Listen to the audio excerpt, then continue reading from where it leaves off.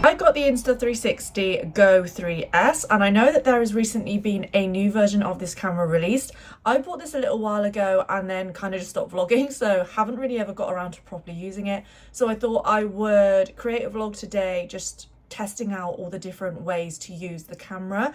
So I did get the white one, which I will say I think I wish I'd got the black one now. I think just in regards to the level of discreetness, I wear black, although admittedly I'm wearing white today, but I wear black the majority of the time, and then like in my gym a lot of the machines are like grey or black, and just the things that I can imagine using the magnetic function for. Probably black would have been a little bit more discreet than white, but I don't know, I haven't properly used it, so maybe actually because it's so small I might not bother and still actually quite like the camera as it is. So I did get the creator bundle, which comes in this little case. It has quite a few different accessories, so I'll quickly just run through the accessories. I'm not going to go into depth because I'm sure if you're researching this you probably already know anyway. So obviously it came with the carry case and the camera itself. It then comes with an easy clip, so a little clip that you could put on potentially to like a hat and get a point of view shot where you're able to control the angle. Comes with a little pivot stand, which again just gives you a little bit more freedom to where you can stick it, which gives you a little bit more freedom in regards to just a tripod.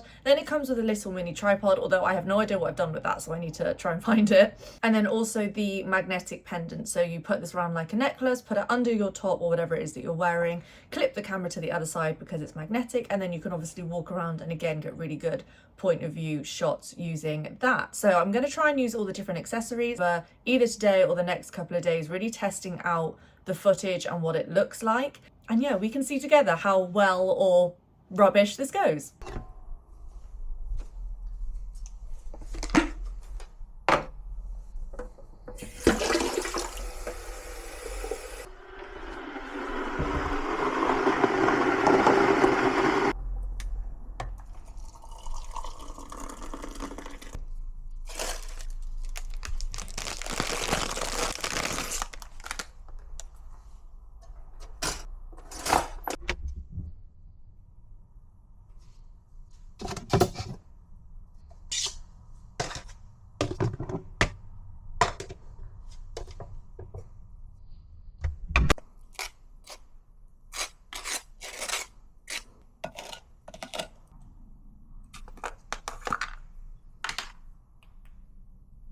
So I've been playing around with the settings, and in a moment I'll show you what free frame filming looks like, but both of these are in film mode with slightly differing settings between them. I've seen so many different recommendations, but to be honest, I think the best way to approach it is to just test it with the type of footage that you're going to use this camera for and see how you like it, see what you can do in post-production. But here you've got 2.7K 30 FPS low sharpness versus 4K 30 FPS medium sharpness. This is filming in free frame mode rather than just the normal camera mode, so I need to remember to look at the camera, not the viewfinder. So this is free frame mode. God, that's hard to say. The sharpness for this is on medium, and again, we're filming in 4K. I haven't changed anything else. Everything else is just on the automatic settings. So I'm trying to figure out what looks best, the most flattering, the most pleasant to watch, etc. So I'm kind of flicking between all of them.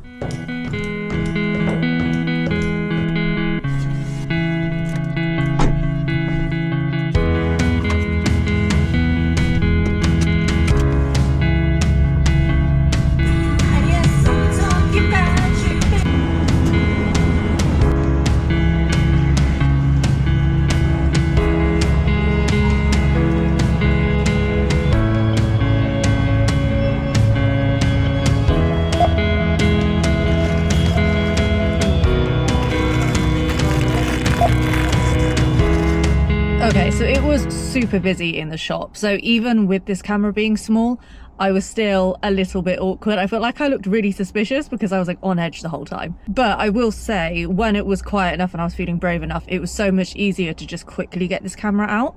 And even now, like, I'm sat in the car park and I mean, I'd look slightly insane if someone's looking directly at me, but it's just the tiny little camera, it's blending in. I feel fine. It was super easy just to stick on a shelf, and then I can like wander around, continue my shopping without it being obvious. It's a lot better than a large camera. And obviously you can use, I say obviously, you can use this part of the camera as a remote and then put the little tiny bit somewhere else. So again, that makes it a lot easier.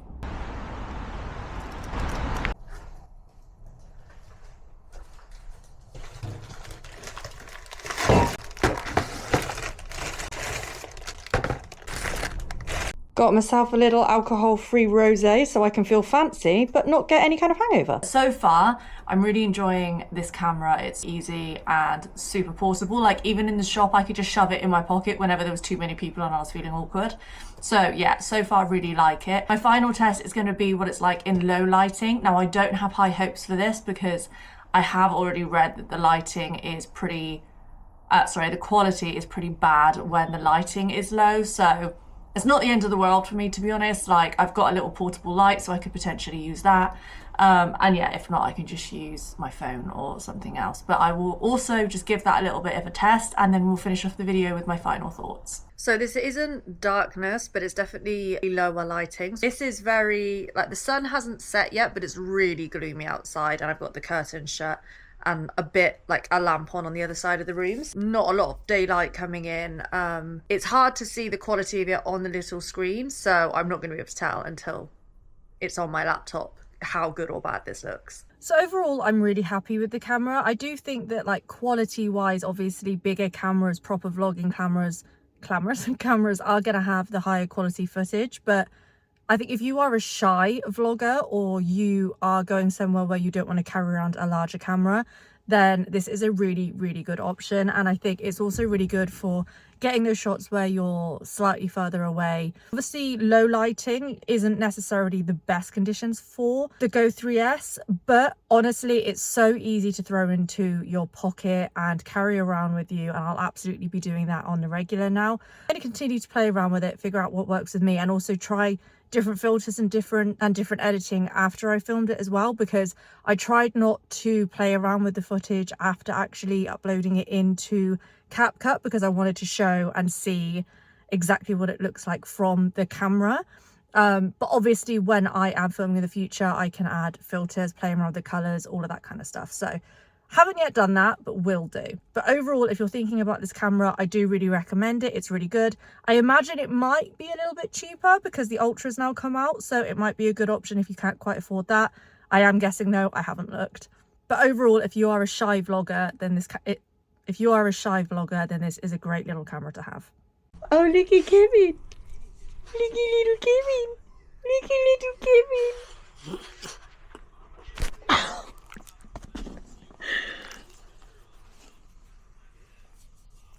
Oh.